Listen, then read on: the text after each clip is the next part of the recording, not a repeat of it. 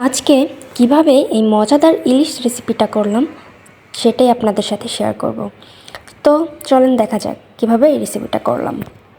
প্রথমেই মাছগুলো পরিষ্কার করে নিচ্ছি খুব ভালোভাবে।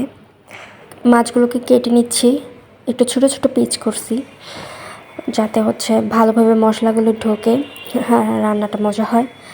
তো দেন আমরা মাছগুলো ধুয়ে নিলাম। মাছগুলো খুব ভালো করে ধুয়ে নেওয়ার পরে একটা বাটিতে উঠিয়ে রাখছি। মাছগুলো ভালোভাবে ধোয়ার পর একটু সুন্দর করে পরিবেশন করার চেষ্টা। দেন একটা চুলায় প্যান বসিয়ে দিলাম।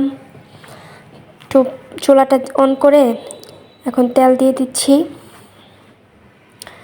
একটু পেঁয়াজটা একটু পেস্টের মতো করে তারপর যাবতীয় মশলাপাতি সব দিয়ে দিচ্ছি।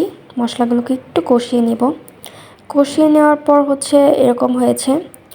আমার মশলাটা কষিয়ে নেওয়া হয়ে গেছে। তারপর এর মধ্যে মাছগুলো দিয়ে দিচ্ছি।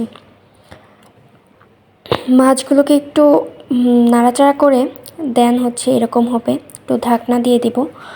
তারপরে ঢাকনাটা খোলার পরে আমার অলমোস্ট হয়ে এসেছে। এখন তার উপর একটু ধনিয়া পাতা ছিটিয়ে দিয়ে আমার রান্নাটা কমপ্লিট। সো এইটাই আমার আজকের রেসিপি।